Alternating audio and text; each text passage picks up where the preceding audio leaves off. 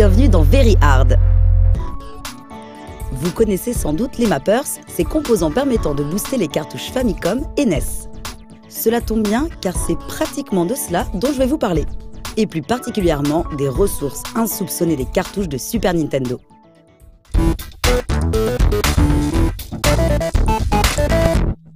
Dans les précédents épisodes, nous avions vu que la Super Nintendo pâtissait d'un processeur central peu puissant, mais qu'elle était quand même capable de superbes effets grâce à ses deux PPU. Les têtes pensantes de Nintendo, conscientes de la faiblesse du CPU de leur nouvelle console 16 bits, avaient justement envisagé dès le départ de lui associer un système de cartouches amélioré. Ce nouveau système fut inauguré avec un de ses jeux de lancement les plus emblématiques, Pilot Wings. Sa cartouche possédait ainsi une puce du nom de MicroPD77C25, une création de NEC, aussi connue sous le nom de DSP. Ce composant, spécialisé dans les calculs mathématiques, comprenait de la RAM ainsi qu'un programme spécifique placé en ROM. Grâce à ce programme, le jeu pouvait faire appel à des fonctions comme le calcul vectoriel et les rotations 2D ou 3D. La première version du DSP, appelée DSP1, fut employée dans des titres comme Final Stretch, Suzuka 8 Hours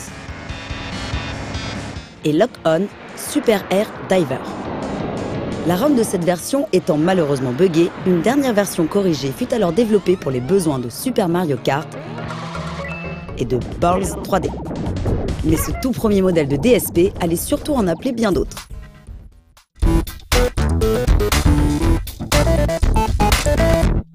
En 1992, la Super Nintendo vit débarquer une adaptation de Dungeon Master ainsi qu'un nouveau DSP.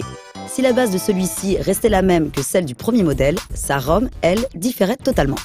En effet, le DSP2 n'était alors plus employé pour des calculs vectoriels, mais uniquement des fonctions graphiques simples, comme la conversion d'images bitmap au format Super Nintendo, l'addition, la soustraction ou la gestion de données de type Shannon-Fano utilisée pour la compression.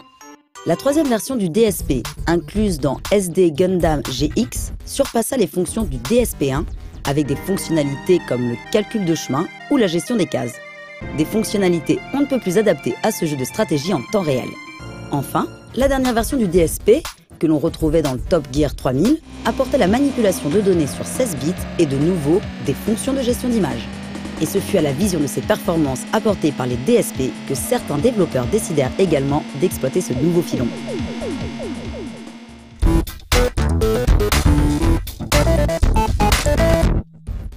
Le développeur CETA créa ainsi ses propres versions de DSP, également basées sur le MicroPD77C25, mais en augmentant les capacités de la RAM, de la ROM ainsi que de sa fréquence. Le ST010, employé dans Exhaust Hit 2, permettait alors de gérer plus efficacement les coordonnées du pilote ainsi que les rotations 2D. Le ST011, présent dans le jeu de shogi Ayazashi Nidan Morita Shogi, améliorait lui l'intelligence artificielle. Lors du développement de sa suite, CETA en profita pour passer à la vitesse supérieure en incorporant un processeur 32 bits de type ARM appelé ST018. Ce processeur, accompagné de son BIOS, permettait d'avoir une intelligence artificielle plus rapide. Néanmoins, il était impossible de programmer ces processeurs. La ROM servant d'interface, le jeu devait alors se contenter d'utiliser les fonctions présentes. Ce qui ne fut pas le cas d'autres processeurs, comme le GSU-1, plus connu sous le nom de SuperFX. Un processeur créé par les Anglais d'Argonauts et qui allait lui aussi faire son petit effet.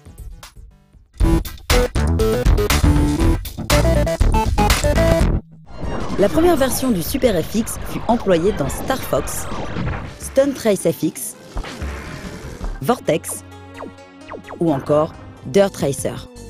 Son processeur, de type RISC, était directement manipulable par tout développeur de jeu.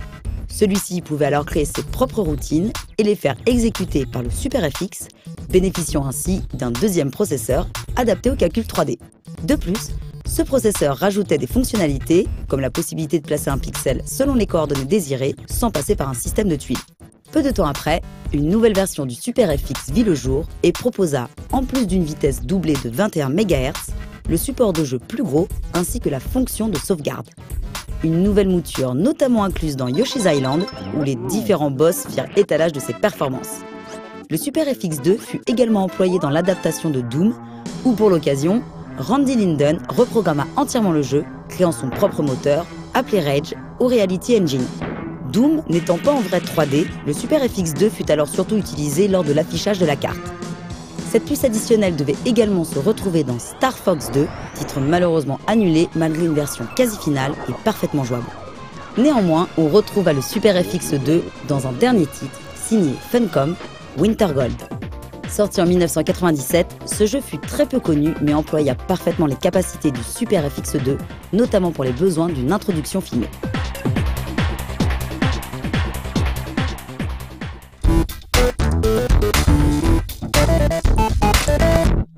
Une autre puce fut largement utilisée dans près de 35 jeux, le SA1 ou autrement dit Super Accelerator.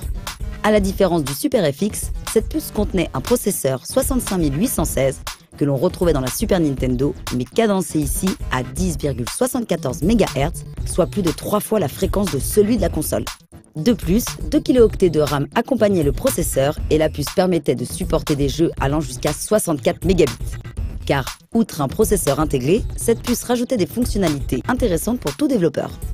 Citons la manipulation des graphismes par pixels, déjà présente dans le Super FX et employée dans des jeux comme Harukanaru Augusta 3 et SD Gundam G-Next.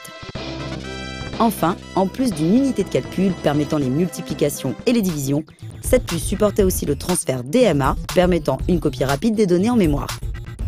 Du fait de toutes ces capacités, le SA1 enrichit considérablement les capacités de la Super Nintendo, notamment dans des titres comme Dragon Ball Z Hyperdimension, Kirby Superstar, Kirby's Dream Land 3 et Super Mario RPG.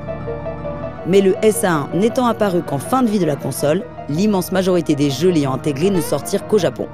Citons quand même parmi eux Super Bomberman Panic Bomber World, Jikyo Oshabeli Parodius, Daisen Ryaku Expert World War 2, ou les incontournables jeux de Shogi et de Go, où le SA1 était surtout dédié à l'intelligence artificielle.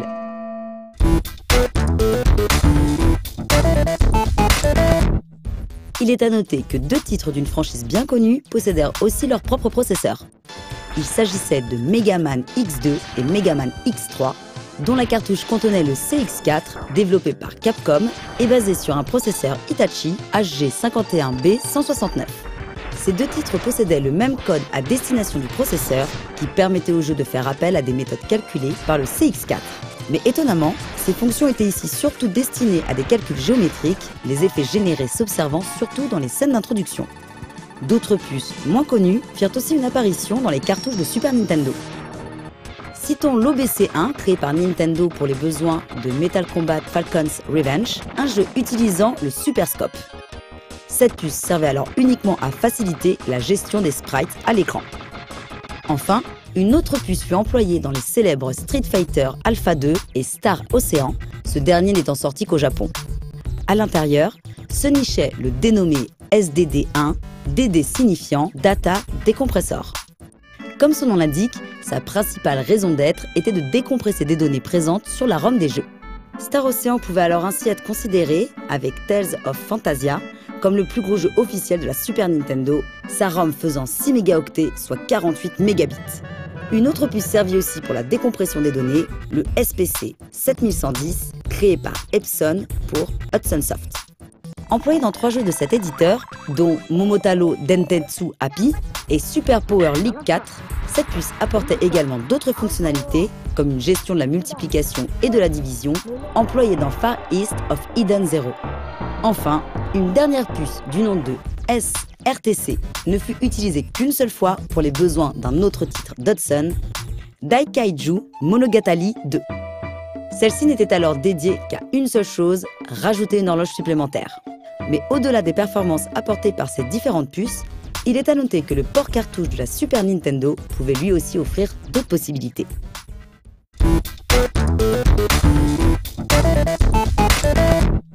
Comme par exemple celle de jouer à la Game Boy sur sa Super Nintendo. Le Super Game Boy incorporait ainsi la quasi-totalité de la célèbre portable 8 bits.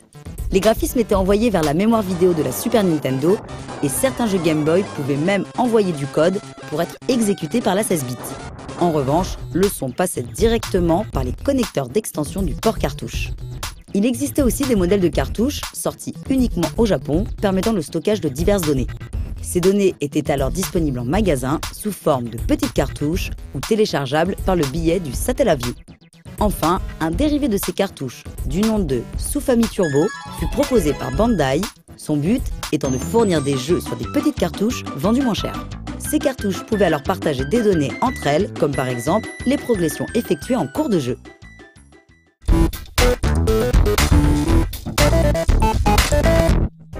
À l'instar de la NES, les cartouches et le port-cartouche de la Super Nintendo permirent aux développeurs de proposer des jeux toujours plus puissants et spectaculaires.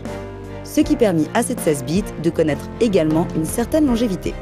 Dépassée par la suite par la PlayStation, la Super Nintendo n'en a pas pour autant été abandonnée par la scène homebrew.